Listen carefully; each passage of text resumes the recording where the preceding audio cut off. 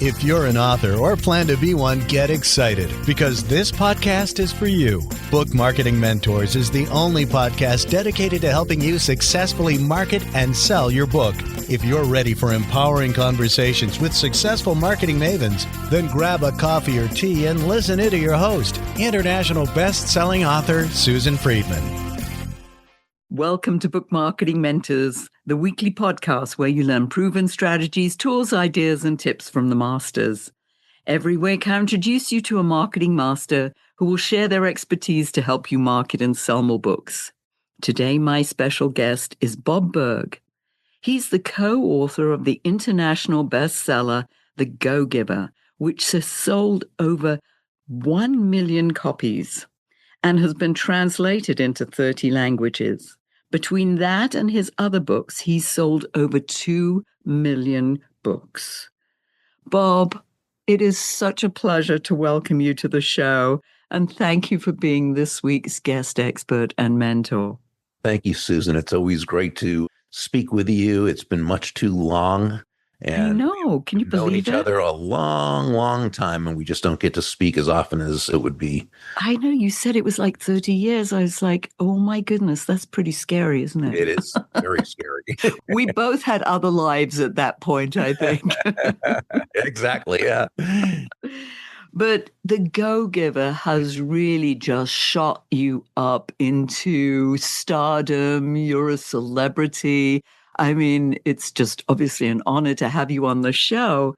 And we've got so many people that we know in common. But let's talk about the premise of The Go-Giver, because it's such a beautiful book. It's such a beautiful story. And it's got so many lessons that I believe are so valuable to our authors. Let's start with you giving us a quick overview. How did this even come about? Many years before that, back in the 90s, really just a few years after you and I first met, I had my first book out. It was called Endless Referrals. Back at that time, it was one of, I think, 3 books on business networking. Now there are, of course, hundreds of books on business networking, and I've read many of them, and they're all fantastic. I learned from all of them. But back then, there were, I think, 3 of us who wrote on the topic. And it was really on relationship building. It was written for the entrepreneur or sales professional who knew they had a great product or service. They knew it brought lots of value to their customers, but they didn't necessarily feel comfortable working within their neighborhoods, within their communities, and building the kinds of relationships where people would want to do business with them directly and or refer them to others. So it was basically a how-to on how to build the know, like, and trust relationships that would allow that to happen. I'd always enjoyed reading parables since I'd been in sales. I think parables, which are stories, I think we all know that stories tend to connect on a deeper level than simply how-to information. Both are valuable, but the stories they connect. And I thought, wouldn't it be great if we could take the basic premise of Endless Referrals, which was all things being equal, people will do business with and refer business to those people they know, like, and trust, and turn it into a parable. The problem was I'm not a parable writer. While I can tell a story from stage, they are always things that actually happened, whereas a parable is a work of fiction, including, obviously proven principles, but it's still a story, a work of fiction. And so it was outside of my strength zone. So I sat on the idea for a number of years. Back in the early 2000s, I met John David Mann because he was editor-in-chief of a magazine I was writing for, doing a monthly column. Even back then, he had a great reputation as a fantastic writer, terrific human being. And as we got to know each other more, I thought, John is the guy. He could really take this and work magic with it. I told him I had this little idea about this story. I certainly didn't have anything mapped out. And would he be willing to take a look at it? And as he tells a story, he said to his back then fiance, now wife of, I think, 15 years, Anna, because the book's been out for a while now. But he said, I really don't have time to do this, but it's Bob. How can I just say no without at least talking it over with him? And this is where I bring that up, because that's where the relationship really comes in. We have that know, like, and trust relationship. So at least he took me seriously enough to discuss it. Anna and John were visiting her mom, who lived on the Gulf Coast of Florida. I live on the East Coast in Jupiter near West Palm Beach. One afternoon, they took a 4-hour drive over here, and we had about a 3-hour dinner and discussed everything about the book that we saw in terms of possibilities. He still wasn't quite sure, but about 3 weeks later, he called me and said, I think we've got something here. Let's do this. Now, the funny thing is, it only took a few months to write the story. And again, I credit that to John. He is just a fantastic writer. But we were turned down by 24 New York publishing houses. Before the 25th one said yes, and they turned out to be the perfect partner. But that 24, they were definite no's. A lot of fellow authors or people who want to be authors, they're surprised that happened. And they think, well, but the book's been so successful. Why didn't it just get picked up right away? Because that's not how it works. Now, if sometimes we're fortunate enough for that to happen, that's great, wonderful. But no, that's not usually how it is. Probably the prime example of that was Mark Victor Hansen. I'm just thinking of that. Right. You took the words out of my mouth. Yes. Turned down by 215 publishing houses. Exactly. And they've only sold close to 1 billion books. Copies. Yeah. So J.K. Rowling is another example of that. Yeah. We adjusted along the way, though, because our agent, she had fantastic relationships with the publishers. So she did a terrific job of getting feedback. And John and I both agreed we would take our egos totally out of this, listen to the feedback, understand that sometimes it has nothing to do with us and sometimes it does, and adjust it accordingly.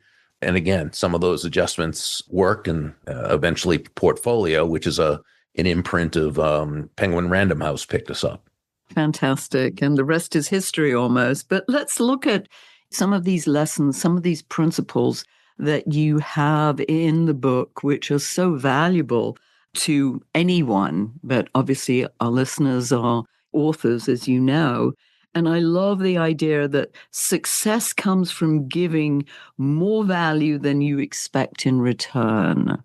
I know that your number one law is the law of value. Let's talk a little bit about that, because books have value. The information in the books have value. But how do you interpret that, and what would be the lesson for our listeners?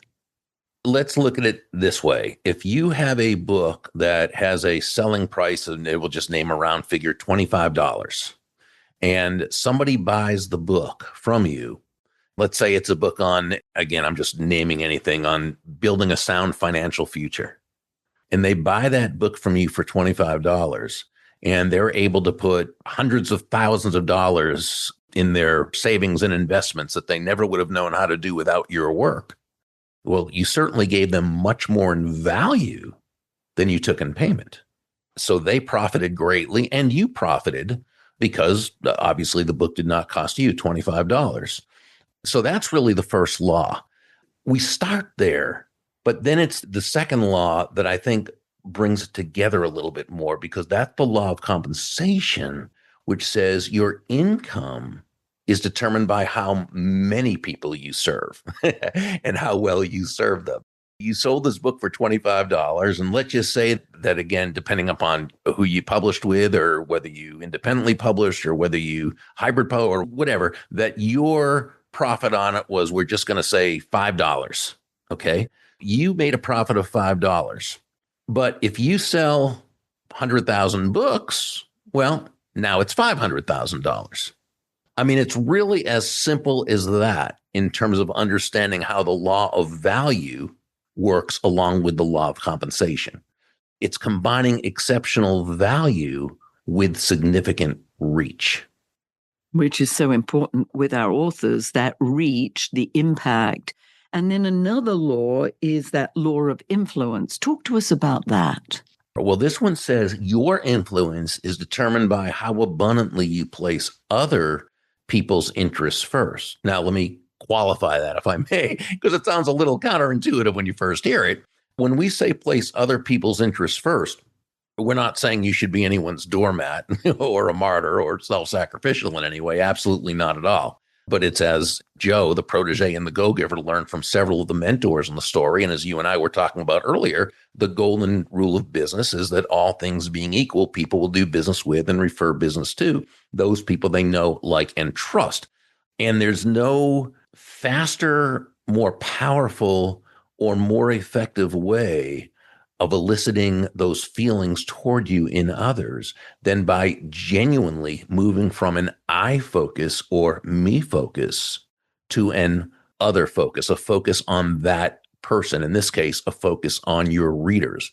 And just like in sales, and I used to, when I spoke at sales conferences back in the day when I was actually getting on planes and going to places to speak, one of the first things I would often say to my audience is, nobody's going to buy from you because you have a quota to meet. They're not going to buy from me because you have a sales goal. They're not going to buy from you because you need the money. And they're not even going to buy from you just because you're a really nice person, even though I'm sure you are a really nice person. People are going to buy from you. They're going to do business with you only because they believe that they will benefit more by doing so than by not doing so. The most self-interested thing a salesperson can do is to take their focus off themselves and put their self-interest to the side and focus on pleasing the customer.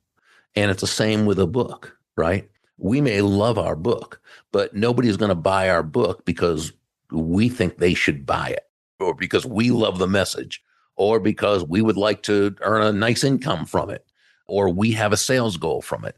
They're going to buy because they believe they're going to be better off by doing so than by not doing so. And it's the only reason we can expect that they would buy. So when we write a book, what we're doing is we're focusing on how it is going to touch the lives of the reader. And it's the same when authors appear on podcasts. And I know you're a huge advocate of appearing on podcasts. And I agree with you. I've been doing it for a long time, doing these.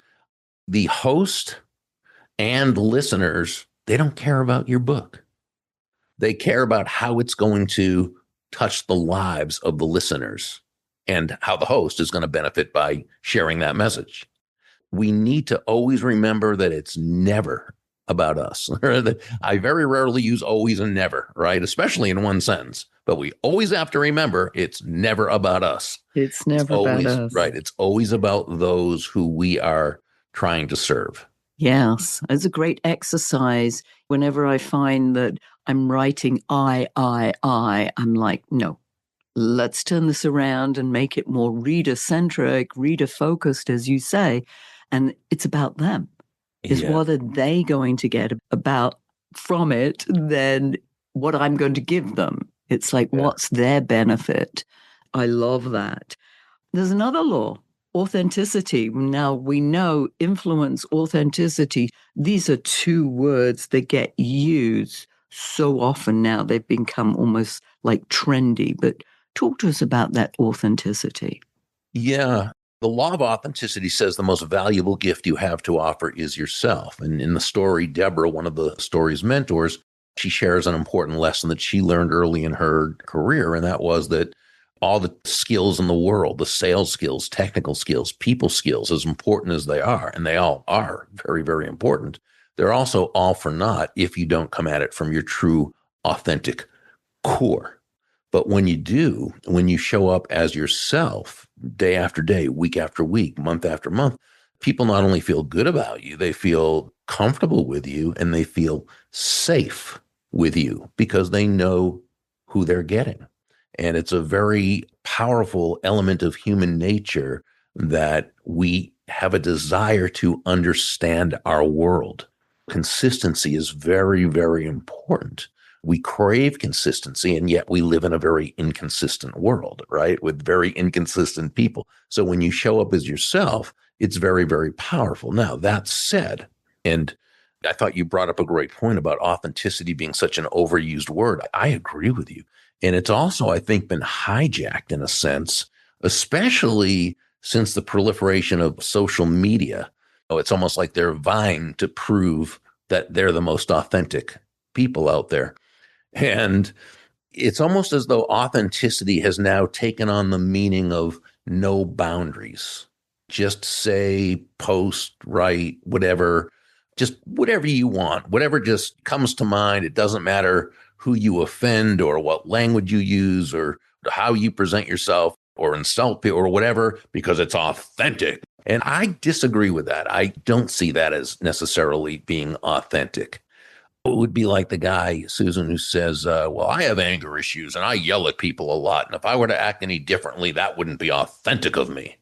Well, that's malarkey. It simply means that person has an authentic problem that he needs to authentically work on in order to become a better, higher, more effective, authentic version of himself.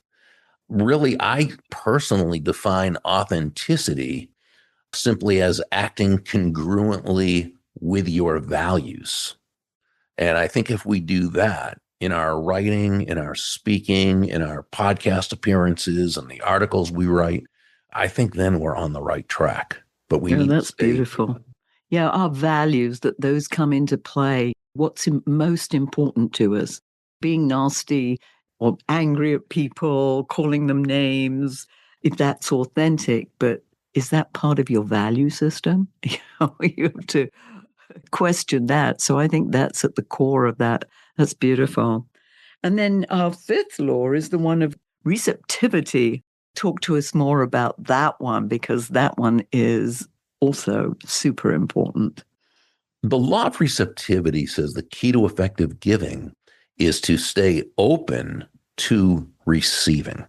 And this is really nothing more than understanding that, yeah, you breathe out, you also have to breathe in. It's not one or the other. You breathe out carbon dioxide, you breathe in oxygen. You breathe out, which is giving, you breathe in, which is receiving. Giving and receiving are not opposite concepts. Rather, they are two sides of the very same coin, and they work in tandem. The challenge is that is not the general messaging we receive from the world around us. If you look anywhere and everywhere, there's all sorts of anti-prosperity messages coming our way. And for many people, this includes everything from upbringing to environment, schooling, news media, television shows, movies, popular culture, cultural mores. We're constantly just hit over the head with these anti-business, anti-prosperity, anti-abundance messages. It's very easy for that to get into not just the conscious mind that we could deal with, but into the unconscious, the subconscious, and carry these messages around so that when we're out there bringing great value, immense value to the marketplace, and the money or the whatever it is that we're looking to attain to receive from the world around us starts to come to us, well, what do? We sabotage ourselves, or we sabotage that value coming our way, and we are not as receptive as we could be, and we don't even know we're doing it. Yeah. That's one I've learned from over the years, is that I'm great at giving. I mean, I give presents, I give information. And yet when somebody gives it to me, oh, no, that's okay. You didn't have to bring me anything, or you didn't have to give me anything. Right. I'm like, I'm rejecting their gift. Yeah, exactly. And I think when I learned that, I was like, oh my goodness, whether it's something I want or not, I still need to be gracious and say thank you. I appreciate the gift. I appreciate your thoughtfulness. Exactly. And once we're aware of it, and I would go so far as to say it's only once we're aware of it that we can do something about it, because we certainly can't overcome a problem that we don't even consciously realize we have. It's one reason why I'm a big believer in making a proactive study of prosperity and prosperity mindset. And people like Randy Gage and David Nagel, people like Lisa Peterson and Ellen Rogan, Sharon Lecter, Ken Honda. These people all write wonderful books and have blogs and videos and all sorts, where really they teach prosperity and abundance thinking on a deep, deep level. And 99% of what they teach is simply how to get past those emotional blocks that we don't even know we have. And it's very important, because if you want to be a successful author, you've got to be able to receive that which you have earned. And I do want to mention one thing, if I may, Susan, that Absolutely. when we talk about the premise of the go-giver itself.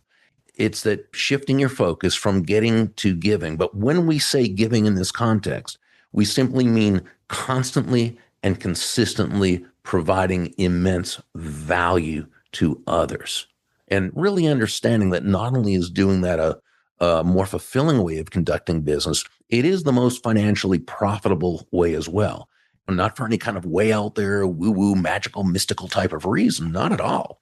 It's because it ties into human nature. When you're that person who looks to give value to others, people just feel, they feel great about you and they want to be part of your life. They want to be in a relationship with you. They want to do business with you. They want to tell the world about you. They want to be what we call your personal walking ambassador. So the go-giver system, methodology, what have you, is not something that is, again, in any way magical or mystical. It's structured around really understanding and embracing human nature. Yeah, when I think about it, I mean, for me, this podcast is a way of giving, having you wonderful experts presenting those to my audience. That's my gift to my audience, as well as obviously the value that each and every one of them has shared over the last 10 years, which blows my mind. But yes, it just makes you think in a whole different way about this. That's so beautiful. So if you were to tie this all up in a bow, what would that be, Bob?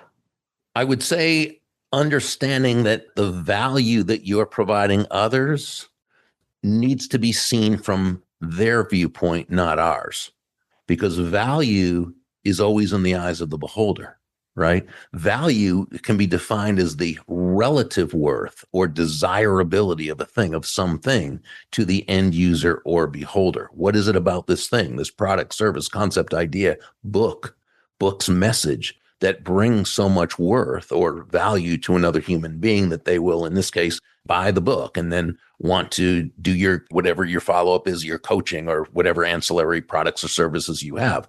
It's always asking yourself as you're going through this, how do I make this valuable to that person, not through my viewpoint or what I find to be of value, but through what they find to be of value. And in order to find that out, you have to know them and understand them. Exactly. And you ask questions and you listen and you research and you do all the things that help you to understand from that person's view. You're spot on. Yeah, that's beautiful. How can our listeners find out more about you, the book? Yeah, best way is just to go to Burg, BURG.com, and everything is pretty much there, including if they'd like, they can subscribe to my daily impact email that goes out 5 mornings a week. Beautiful. How did you manage to get that? That's a great URL that you got there. You must have got that very early in life. Well, do we have a second to tell you the story? Absolutely. It's a quick one, right? Back in the 90s, and understand, even, now I am not a technically adept person. Okay, I have people around me who are, which helps. But back in the 90s, I knew nothing about any of this stuff. And the internet had just started to come about. I knew nothing about it. And at the time, didn't want to know anything about it. Well, I get a call from these 2 guys in Silicon Valley who said they had a technology startup and they built it through the principles of my book, Endless Referrals.